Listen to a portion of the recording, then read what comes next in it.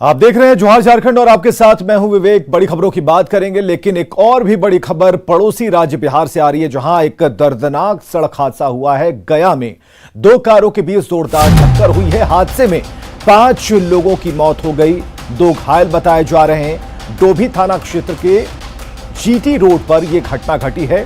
हालांकि मृतकों की अभी तक शिनाख्त नहीं हो पाई, पहचान नहीं हो पाई। हादसे में 5 लोगों की मौत, 2 घायल। गया में बड़ी खबर, डोभी थाना क्षेत्र के जीटी रोड पर यह घटना घटी है। 2 कारों के बीच में टक्कर, गंभीर सड़क हादसा जिसमें 5 की मौत हुई और अभी तक मृतकों की शिनाख्त नहीं हो पाई है। तो बड़ी खबर हम आपको बता रहे हैं, गया में दर्दनाक सड़क हादसा हुआ है। सड़क हादसे में 5 लोगों की मौत हुई है। बताया जा रहा है कि 2 कारों के बीच जोरदार टक्कर हुई, 5 लोगों की मौत हो गई, जबकि 2 लोग घायल हैं जिनका इलाज चल रहा है। डोभी थाना क्षेत्र के जीटी रोड पर यह घटना घटी। खबर है राजधानी रांची से, जहां फर्जी आईएएस का मामला सामने आया। युवती को पुलिस ने गिरफ्तार कर लिया। क्या है पूरा मामला, इस रिपोर्ट में देखते हैं। गेट पर आईएएस का बोर्ड,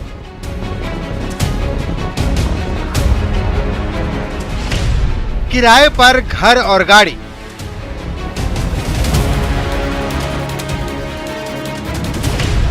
पुलिस गिरफ्त में फर्जी आईएएस। राजधानी रांची में फर्जी आईएएस का मामला सामने आया है। पुलिस ने अपने आप को आईएएस अधिकारी बताने वाली युवती को गिरफ्तार कर लिया है। मध्य प्रदेश के एमपी के रहने वाली मोनिका को उसके माता पिता ने यूपीएससी की तैयारी के लिए दिल्ली भेजा था, लेकिन उसने बिना मेहनत कहीं अपने सपने को साकार करने के लिए फरेब का सहारा लिया। मोनिका ने रांची के अशोकनगर इलाके में किराए पर घर लिया। घर के दरवाजे पर आईएएस का बोर्ड भी लगा रखा था। यही नहीं, रौब दिखाने को लेकर किराए पर गाड़ी और प्राइवेट बॉडीगार्ड भी रखा था। हालांकि पुलिस तफ्तीश में उसका झूठ अब सबके सामने आ चुका है और गोड़ा पुलिस ने उसे गिरफ्तार कर लिया है। साथ ही उसके खिलाफ केस भी दर्ज किया है। अशोकनगर में उन्होंने मकान लिया, अपना परिचय आईएएस प्रोबेशनर के रूप में दिया और उन्होंने बोर्ड भी लगाया। घर में उन्होंने लेटर पैड भी इस आशय का बनाया और जो गाड़ी जो हायर करती थी, परचेज करती थी डेली वेजेस पर, उस पर भी यह बोर्ड लगाती थी।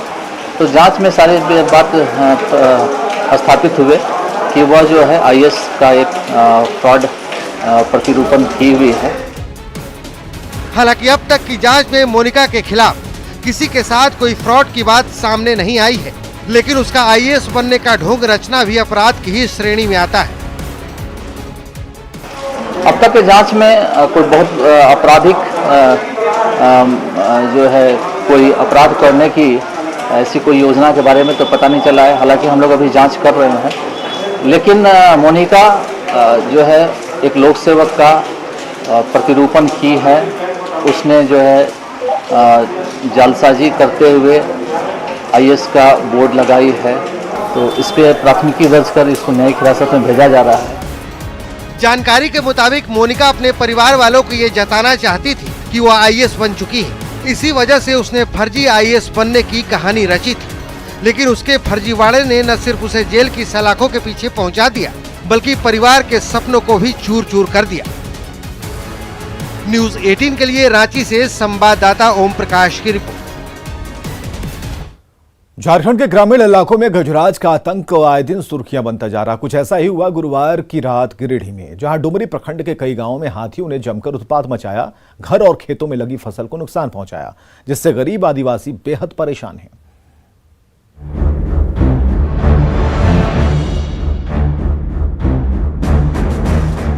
टूटे हुए घर, बिखरे पड़े अनाज के दाने और तबाह हुई खेतों में लगी फसल। तस्वीरें गिरिडीह के डुमरी प्रखंड के मदगोपाली पंचायत के घुटवाली गांव की हैं, जहां एक बार फिर गरीब आदिवासियों के घरों पर गजराज का कहर टूटा। गुरुवार रात हाथियों का झुंड अचानक गांव में पहुंचकर न सिर्फ घरों को तोड़ा, बल्कि घरों में रखे अनाज और खेतों में लगी फसलों को भी बर्बाद कर दिया। स्थानीय लोग बताते हैं कि डुगरी सीमा से सटे पारसनाथ की तराई वाले जंगल से वन विभाग की टीम हाथियों को खदेड़कर सुरक्षित स्थान पर ले जाने का प्रयास कर रही थी। इसी दौरान हाथियों का झुंड विभागीय टीम की नजरों से ओझल हो गया और ग्रामीण इलाकों में पहुंचकर तांडव मचाया।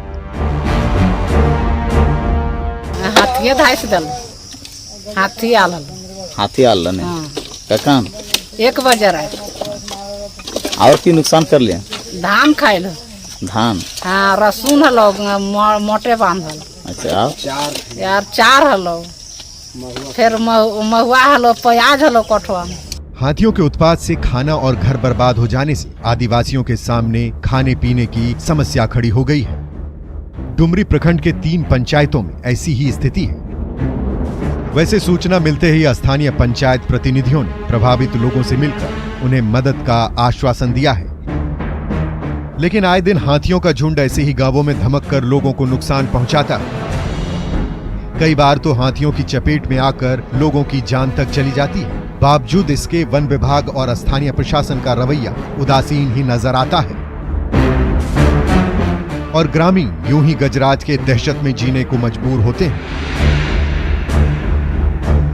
आजाद अहमद, न्यूज़ 18 गिरिडीह।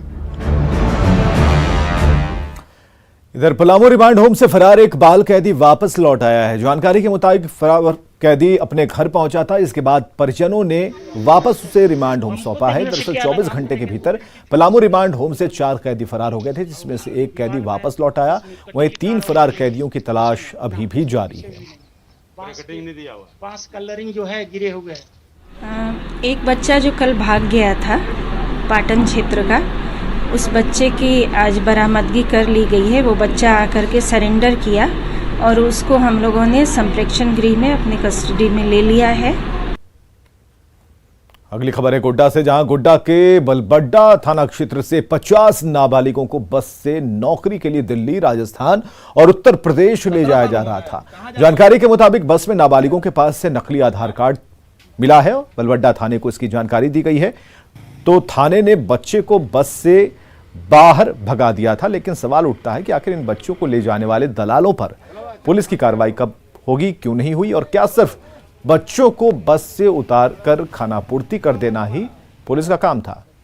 17 साल उम्र है। मजदूर लोग को ले जाने की सूचना पर तत्काल वहां घोड़ीचक पहुंचा गया और बस को जाकर से लड़के लोग को उतार दिया गया और उसके बाद बस को खाली भेज दिया गया। कितने लोग थे? करीब 15-16 लोग थे। केंद्रीय कैबिनेट ने विशेष इस्पात के लिए PLI योजना को मंजूरी दी है। इसके लिए केंद्र सरकार 6,322 करोड़ की राशि 5 साल में जारी करेगी और इस स्कीम के तहत 40,000 करोड़ अतिरिक्त निवेश लाया जाएगा। इस स्कीम के तहत 5.25 लाख रोजगार का सृजन होगा। केंद्रीय इस्पात मंत्री ने बताया कि इस योजना के स्टील का उत्पाद 118 मिलियन टन से बढ़कर 42 मिलियन टन हो जाएगा। झारखंड को लेकर कहा कि वहां के युवाओं को विशेष इसका फायदा होना है। झारखंड जैसे आपने बताया कि उनके पास जो हमारा रिसोर्स है, जो आयरन ओर है, बहुत उच्च कोटि का है। तो निश्चित रूप से जहां पर अगर आपके पास रॉ मटेरियल है, वहां पर स्टील के ऑलरेडी यूनिट्स हैं, आप जानते हैं। तो ये जो हमारा कार्यक्रम है, तो इससे आप जरा जान लीजिए, जिसको हम लोग अपस्ट्रीम कहते हैं, जहां पर कि हमारा रॉ मटेरियल चाहिए, और डाउन स्ट्रीम जहाँ कि उसमें और वैल्यू एडिशन होता है। दोनों में रोजगार के अवसर प्राप्त होंगे। तो झारखंड में निश्चित रूप से युवाओं को अच्छा अवसर मिलेगा। पेगासस के मुद्दे पर सीएम हेमंत सोरेन ने केंद्र सरकार पर निशाना साधा है। कहा है कि जासूसी को केंद्र एक हथियार के तौर पर इस्तेमाल कर रही है।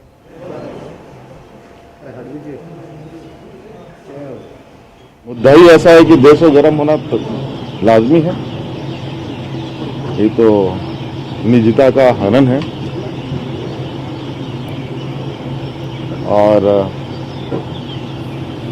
जो हो रहा है, सही मायने में पूछा जाए तो अब देश की दिशा किस ओर है, अंदाजा लगाना थोड़ा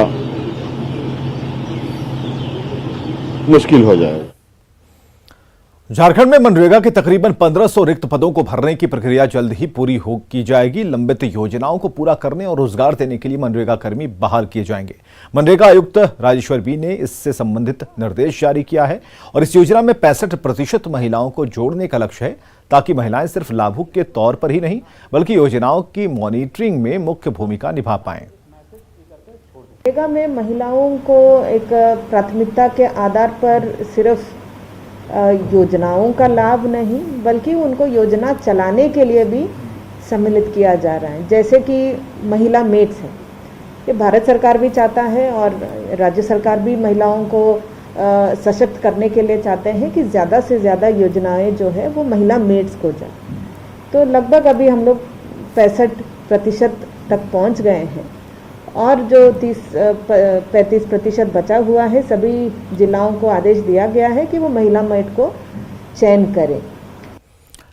इधर दुमका में पत्नी ने प्रेमी के साथ मिलकर पति की हत्या कर दी। घटना सरियाहाट थाने के मंडलडीह गांव की है, जहां एक महिला ने प्रेमी रविकांत मिस्त्री के साथ मिलकर पति सोनू पोद्दार की हत्या कर दी है। हत्या के बाद शव को घर के ही सेप्टिक टैंक में डाल दिया गया था। बताया जा रहा है कि 1 महीने पहले ही शख्स की हत्या की गई थी। महिला का पति 2 साल बाद गुजरात से लौटा।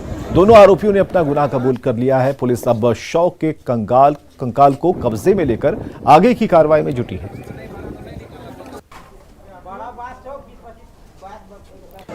कोरोना संक्रमण को लेकर झारखंड सरकार ने देवघर में श्रावणी मेले पर रोक लगा दी है और ऐसे में जिला प्रशासन अब वहां व्यवस्था दुरुस्त करने में जुटा है। देवघर में श्रावणी मेला पर सरकार की ओर से रोक लगा दी गई है। ऐसे में जिला प्रशासन अब यहाँ की व्यवस्था को दुरुस्त करने में जुट चुका है। एसडीओ ने बाबा मंदिर के जवानों और अधिकारियों के साथ शिवगंगा और मंदिरों के चारों ओर दरवाजों का जायजा लिया। साथ ही बैरिकेडिंग के काम को भी तेज करने का आदेश दिया। उन्होंने कहा कि शिवगंगा में अधिक लोग स्नान कर रहे हैं, जिससे महामारी फैलने की आशंका जताई जा रही है। ऐसे में इसकी बैरिकेडिंग कर दी गई है और बाकी काम 2 से 3 दिनों में पूरा कर लिया जाएगा। प्रशासन की कोशिश ये है कि लोगों को पहली बात तो सूचित करें कि मंदिर बंद है, ताकि ऐसी स्थिति उत्पन्न ना हो कि वो यहाँ पे आएँ। तो इसके लिए हम काफ़ी कुछ कर रहे हैं। जानकारी के लिए हमने होर्डिंग्स बॉर्डर एरियाज में लगाए हैं। दरअसल कोरोना की तीसरी लहर की आशंका जताई जा रही है। कई देशों में मामले फिर से बढ़ने शुरू हो चुके हैं। ऐसे में एहतियात बेहद जरूरी है। देवघर में श्रावणी मेले को लेकर डीसी ने पुलिस पदाधिकारियों के साथ बैठक की और इस बैठक में कोरोना की तीसरी लहर की संभावना को देखते हुए श्रावणी मेले को स्थगित करने का निर्णय लिया गया है। श्रद्धालु घर बैठे टीवी के माध्यम से बाबा भोलेनाथ के दर्शन कर पाएंगे।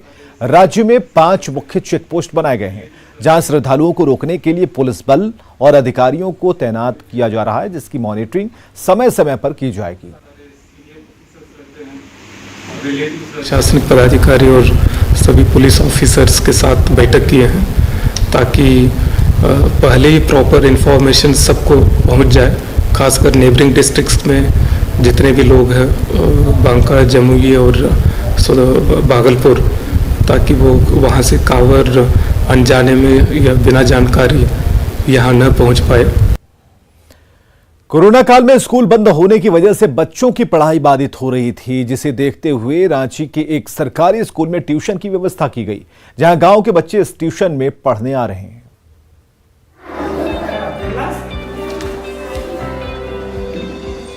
रांची के आरा केरम गांव के इस स्कूल में बच्चे शिक्षा लेने आ रहे हैं। यहां बच्चों के लिए ट्यूशन क्लास की व्यवस्था की गई है। सोशल डिस्टेंसिंग का ख्याल रखते हुए 2 पालियों में क्लास ली जा रही है। कोरोना काल में सरकारी और निजी स्कूलों पर ताले लग गए हैं। बच्चों की पढ़ाई बाधित हो रही है, जिसे देखते हुए ग्राम सभा ने ट्यूशन क्लास की शुरुआत की है। ट्यूशन के हिसाब से जो चल रहा है, इसके फायदे से जो हम लोग जो भी नहीं जान रहे थे वो अब सीख चुके हैं। और यहाँ गांव के भी टीचर 2-3 हैं और बाहर से 2 आए हैं। स्कूल बंद होने के कारण बच्चों का अधिक समय खेलने कूदने में बीतने लगा। बच्चे पढ़ा लिखा सब भूलने लगे, जिसके कारण गांव के लोगों की चिंता बढ़ गई और उन्हें वापस शिक्षा से जोड़ने के लिए ग्राम सभा ने गांव के ही उत्क्रमित मध्य विद्यालय में रोजाना 2 घंटे ट्यूशन क्लास चलाने का फैसला लिया, जिसमें स्कूल के शिक्षक के साथ साथ गाँव के शिक्षक क्लास ले रहे हैं। अभी जो 2020 से जो कोविड-19 का महामारी जो चल रहा था और 2 साल से लगभग कहिए कि शिक्षा पद्धति में पठन पाठन पूरी तरह से ठप हो गई है, पूरे विश्व में कहा जाए तो। लेकिन हम लोग को लगा कि अगर हम लोग अपने स्तर से ग्राम सभा के माध्यम से हम लोग बच्चों को ट्यूशन के रूप में अगर पढ़ाया जाए तो हम लोग के लिए बहुत ही अच्छी उपलब्धि होगी। कोरोना काल में जीवन और जीविका को बचाने की जंग चल रही है, तो शिक्षा को कैसे छोड़ा जा सकता है? गांव के बच्चों का भविष्य संवर सके, इसको लेकर ग्राम सभा की ये पहल वाकई सराहनीय है। न्यूज़ 18 के लिए रांची से अविनाश कुमार की रिपोर्ट।